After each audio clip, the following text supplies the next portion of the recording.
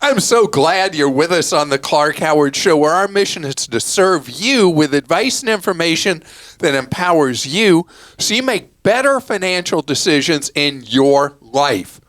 One decision I hope you'll make is sign up for our free newsletters at clark.com/newsletter or newsletters. Either gets you there. I'm really, really proud of the newsletters that we edit for you. Never to waste your time. Instead, to give you information that empowers you that you can make decisions on. That's what it's about. Today, I've got a tale of two very different retail experiences going on right now that I want to make sure you are tuned into. And later, do you know what an ABLE account is? Well, I'm going to fill you in on ABLEs and how they become more able here in 26, who they benefit, and the much wider pool of people that can now participate. So I want to talk to you about something that is first appearing actually back in 24 was the first time I ever talked about this. And it was just kind of almost like a test going on. And now has become a huge problem for you shopping retail, online, in person, for yourself or for gifts for others. And a lot of people who've been trying to return gifts that they received this past Christmas, now in January, are discovering, hey, I missed the deadline to return this, or I'm getting charged a fee to return it. And it's not like retailers are trying to be ogres, but it feels like that as a recipient who may have gotten something that's the wrong size or a color you don't wear or something you don't want. But retailers are just getting eaten up by the cost of returns. And this is a stunner. A lot of returns cost retailers more to process than what the item cost to buy originally. That says something about efficiency, right? But what's happening is when you're buying a gift for yourself or when you're buying something for yourself or a gift for someone else, know that more and more physical retailers, online retailers, have made the returns very difficult and unfriendly with fees that you have to pay and short return windows. And stores that have both physical locations and .coms are more and more, and it's becoming common. If you go to return an item the way you received it, if you ordered from .com and you want to send it back, UPS, FedEx, or whatever, and you're used to being able to return it for free, now what retailers are doing, and again, this is not universal, but very common, if you want to send it back through a carrier, you have to pay a fee to send it back. If you go to the store and return it in person, then usually you'll avoid the fee.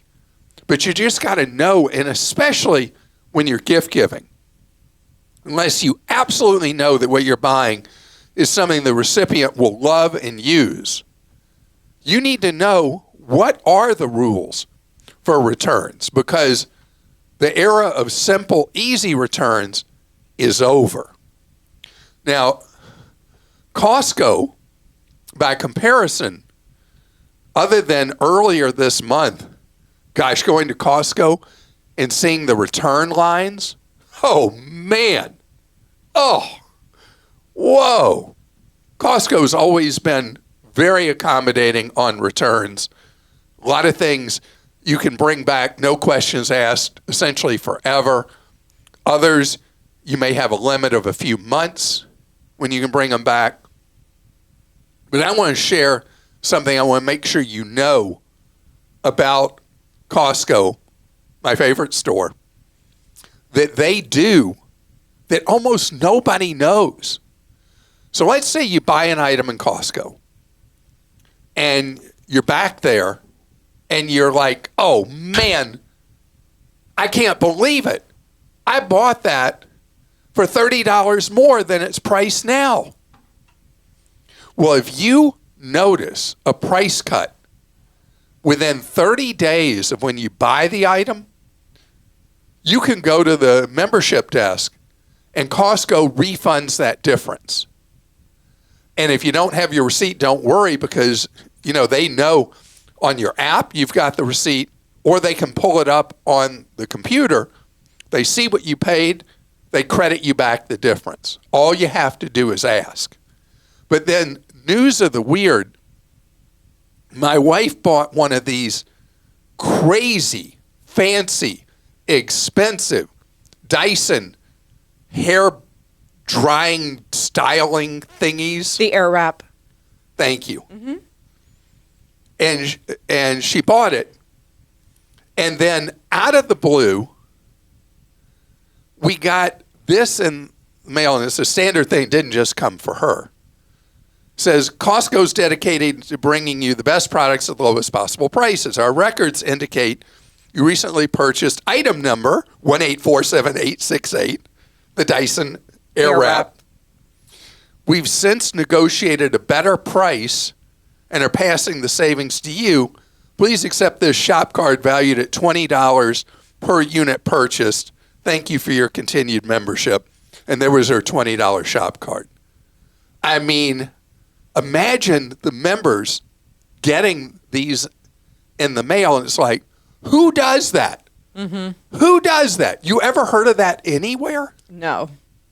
That's why you had a dog named Costco, and now you have one named Kirkland Signature. Well, because Kirkland Signature is like the world's greatest brand. All right. Well, speaking of Costco, I'm going to go ahead and start with the questions, because this first one. All right. So I got a question before you ask the question. Okay.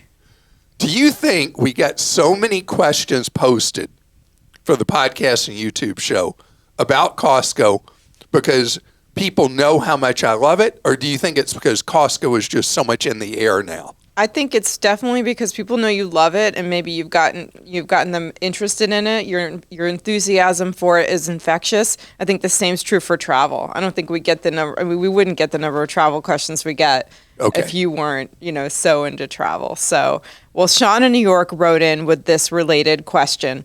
I saw at least a dozen people in line at Costco returning their Christmas trees. This is unhinged. What are your thoughts on balancing customer service and abusive customers? So this is something that's been stuck in my craw, whatever my craw is. I know. What is that? For a long time, was one day walking into Costco, and a guy's there with one of the orange rolling flats, and he had 4 old computers on it. And I said, what's going on here? He said, oh, well, Costco takes anything back, and the new computers are better and cheaper, so I'm just bringing back the old ones. This goes all the way back to before Costco had to change. They changed it. In line with what Shawn said, they changed it to 90 days return. Mm-hmm. This guy brought computers that were years old back and thought it was just fine to get a refund for those 4 and then go buy other ones. And so, yeah, that is a problem, is there are people that will abuse. But let me tell you the thing that really gets me upset at Costco, Sam's Club, and BJ's Wholesale. All membership warehouse clubs. We're all paying fees if we're a member of any of these to be a member. Somebody picks something up, they put it in their cart, then later they decide, oh, I don't want that. And they just lay it anywhere. Oh, I don't like that at any retailer. And if it's a refrigerated item or a frozen item, that'll be spoiled product. Mm. And the warehouse clubs operate on such narrow margins. And so it's like I'm the Costco police. I'll see something somewhere where somebody left it out, or at Sam's, and it's a refrigerator or frozen item. I go take it and go find an employee so they can, before it spoils, put it back in the refrigerator or freezer, because I want to have those deals, and I don't want costs to creep up and the prices aren't as good. Oh. So I was just thinking it was something different, but I used to, worked a lot. You thought I had something more altruistic than that? No. Well, yeah, maybe.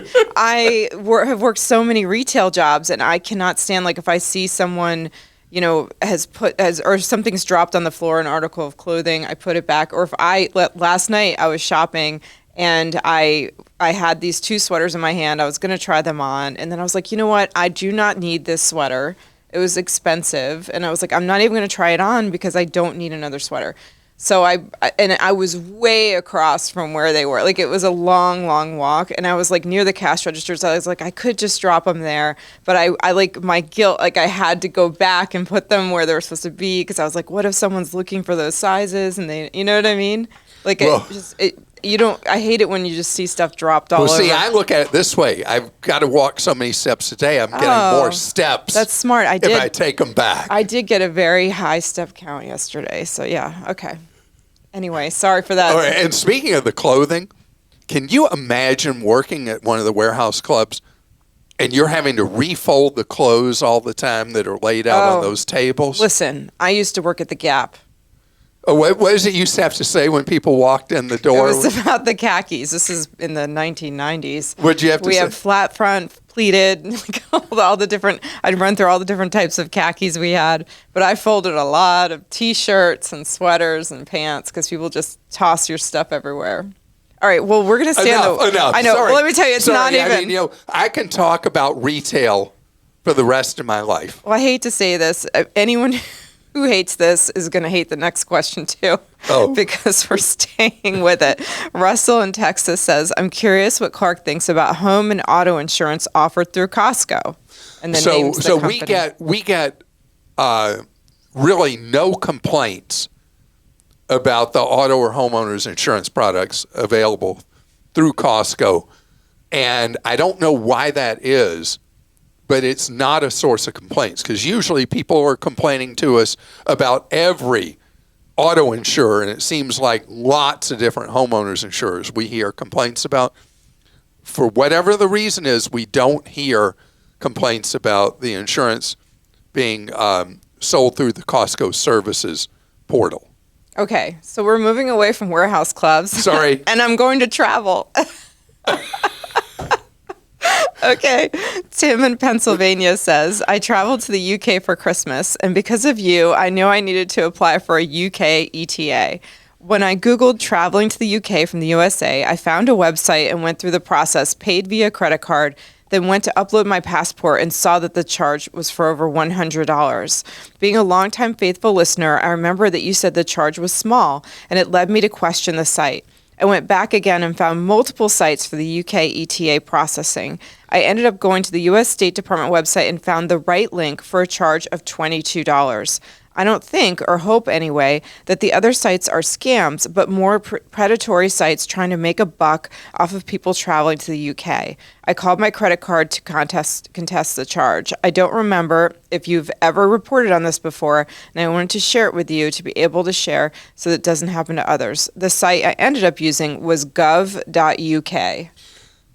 Yeah, so this is a big problem in the travel world.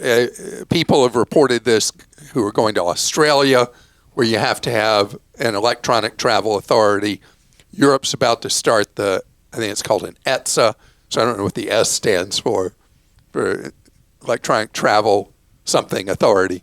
And these phony sites pop up, I call them phony, on Google or other search engines, but principally people are at Google searching for these things.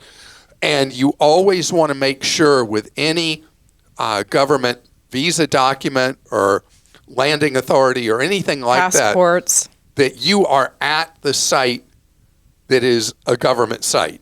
Like in this case, gov.uk, US it would be .gov.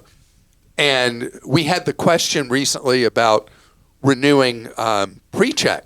Mm-hmm. And that one was really confusing because you go there to renew and then they're sending you saying pick this private organization, that one or the other one.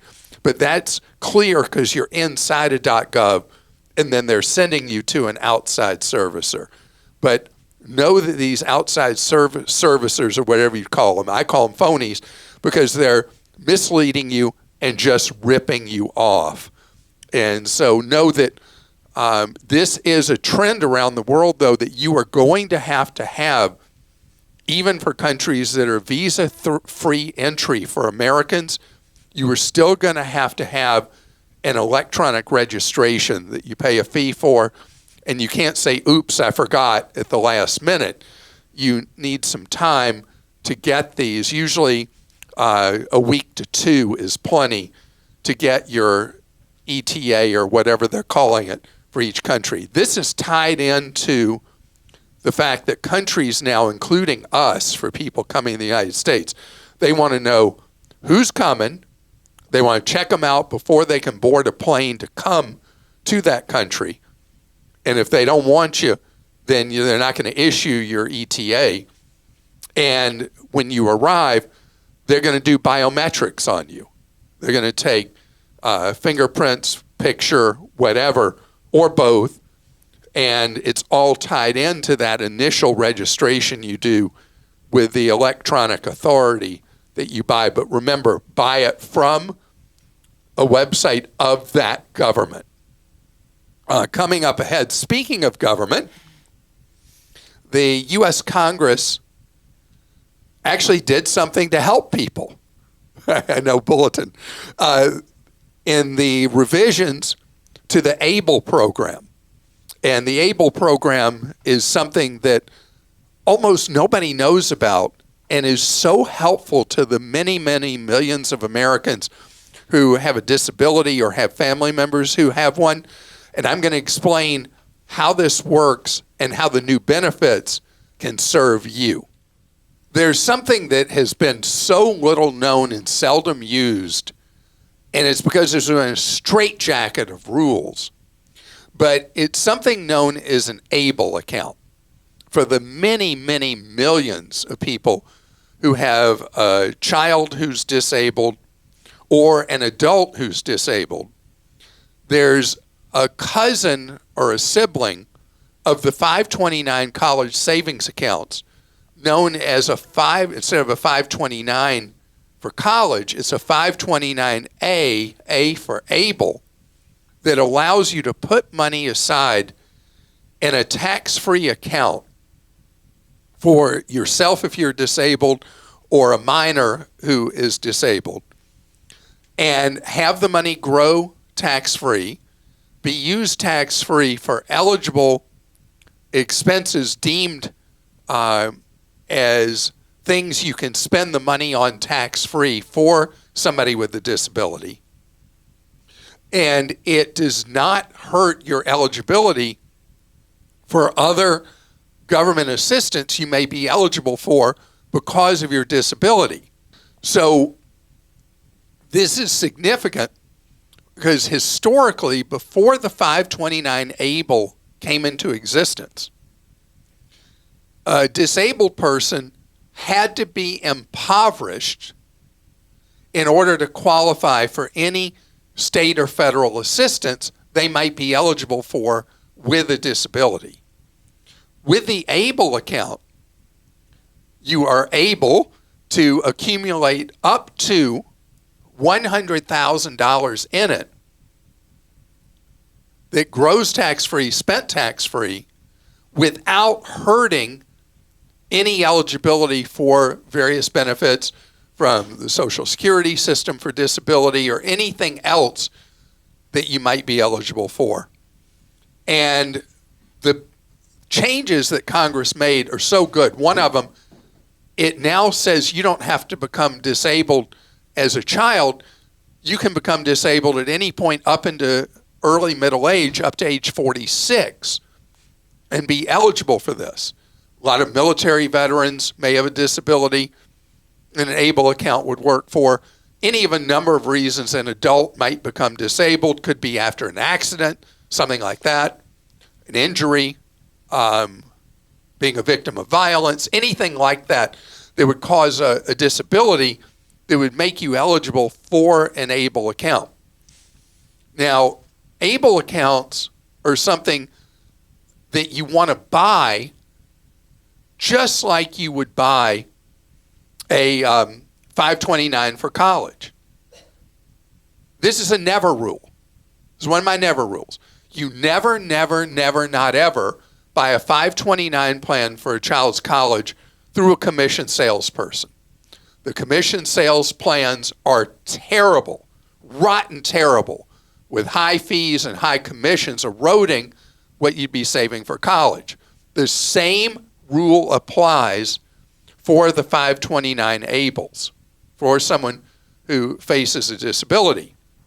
So you buy the 529 ABLE many times as a direct sibling of the state college plan that you would buy a 529. Most states that offer a 529 for college offer the 529A or ABLE for people with disabilities. And you pay the same administrative costs pretty much across the board with the ABLE, which are teensy tiny now.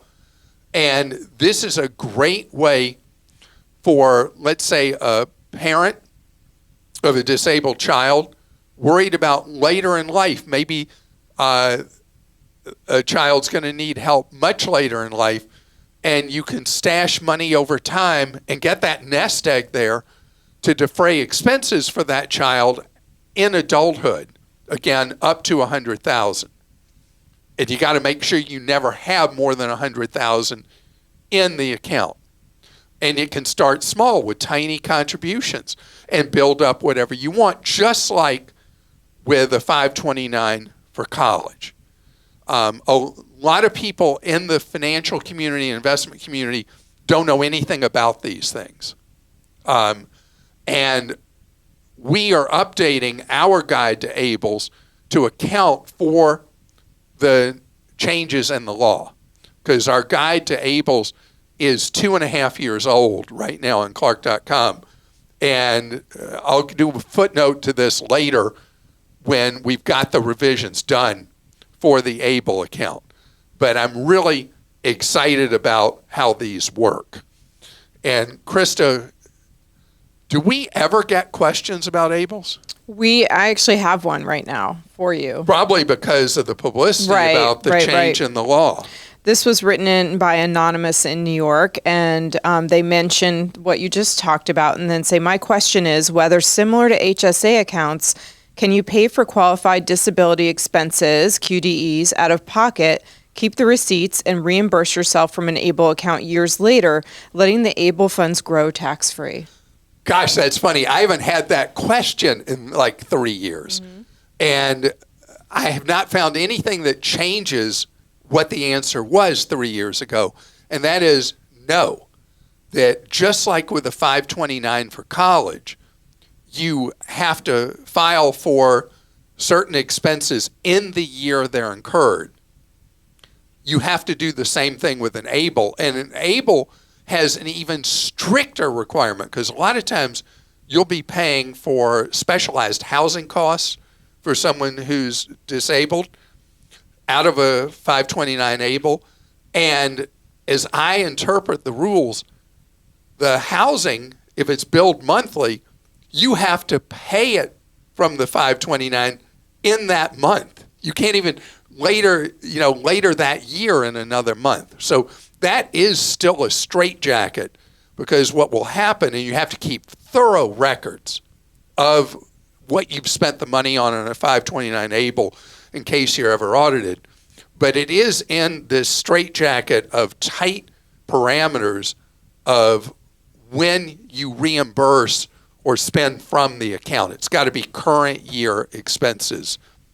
Awesome. And also, I wanted to let you know that our ABLE article that you had looked at, I don't know when, is actually now updated. So we did update it because we knew you were going to talk about this. Yes. So. Oh my goodness! I looked at it, a couple of weeks ago, and it was still the one from 2.5 years ago. Nope. Well, things change. So, all right, I'm going to go to the next. You don't have to wait for that. We already have it. And then Garth in Virginia says, I was recently booking a trip with American Airlines and received an offer to save $250 on the spot with their credit card. I have great credit and don't really do much with it, so I figured why not? Well, it came with a miserable $1,500 credit limit, which didn't cover the fare, so I couldn't even use it. Now I'm stuck with this card. What do I do with it? I have a year before it has a fee. I have to get rid of it somehow by then. Oh, Garth, I'm so sorry. Wow. So this has been happening to so many people in the last year, that people who historically have applied for a card and are used to getting a significant credit limit with an approval, the credit card companies, the big banks, are really terrified about delinquencies and defaults right now. And when a card is approved, a lot of times the credit limit granted with it is much smaller than you're used to.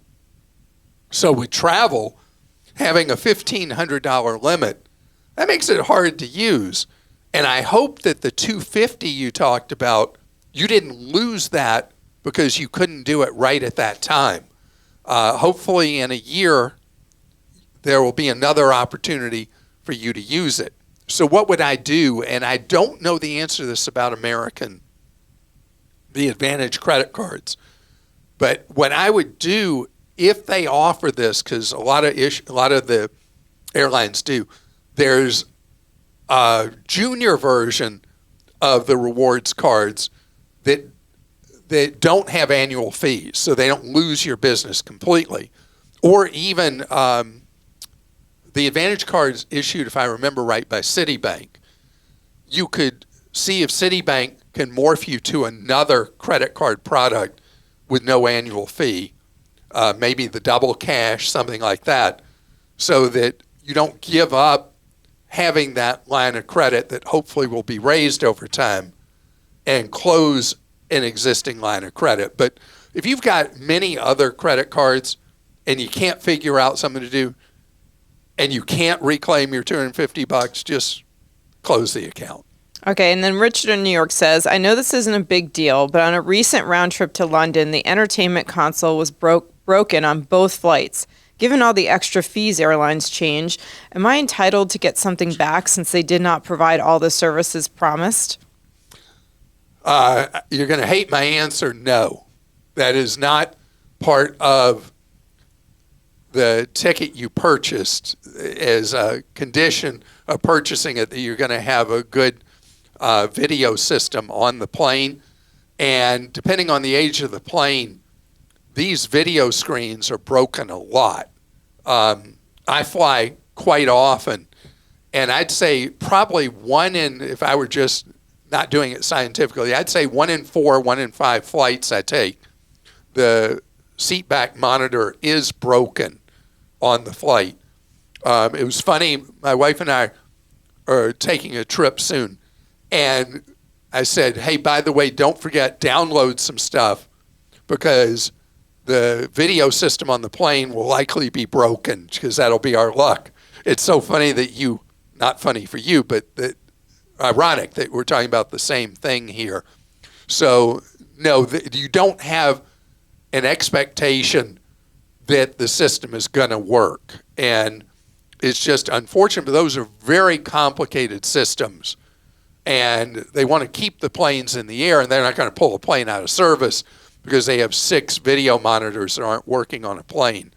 So that's why having the backup always. What I do when I'm taking a long flight is I've always downloaded a couple of movies to my phone so that I can watch something if the Wi-Fi is not working or the video entertainment system on the plane at my seat is out. So I wish I had better news for you. If you fly the airline involved a lot, you can file a complaint and they'll give you some token amount of points or miles usually with your complaint. Especially if you have status, they might give you somewhere up to 10,000 points for the inconvenience of not having a working video monitor. And I want to thank you so much for joining us on today's podcast. And we'll be back at your service on Wednesday. Tomorrow we have our Ask an Advisor podcast with Wes. And if you're not familiar with that, it's where we target in on, we got so many very specific investment questions. And so Wes addresses those for you on his podcast. And our websites are here to serve you 24/7, Clark.com and ClarkDeals.com, to help you protect your money and to help you save money when you're buying stuff. It's all about the various services we offer specifically to empower you with knowledge you can act on to have more control so you can save more, spend less, and avoid getting ripped off. And have a great afternoon.